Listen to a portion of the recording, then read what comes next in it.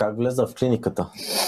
Как реши да влезеш? След като не се получи с анонимни алкохолици, аз имам първи братовчет, когато ние сме много близки. Ние просто наистина сме сродни души. Той живее на Канарските острови от 22 години и беше дошъл за малко тук.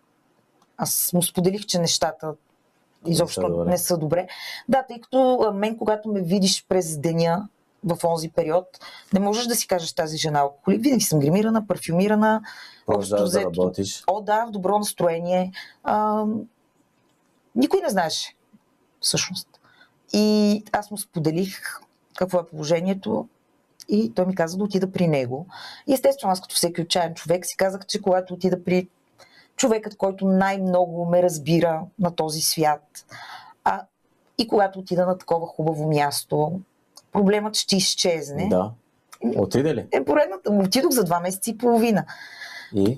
Поредната заблуда, Боби. Ти просто ти скачваш с този проблем с самолета, той слиза от самолета с теб там.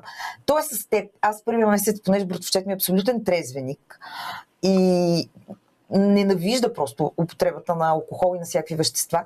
Аз първия месец, той беше в отпуск и аз много се съобразявах с него. Пак пиех, но в много по-умерени количества.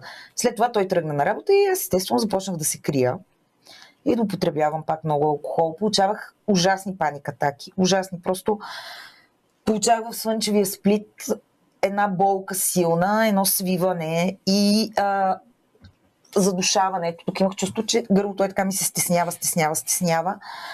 И не можех да дишам. В същото време имах и рефлукс, непрекъснато повръщах. Естествено, това е защото пиех на гладен стомах.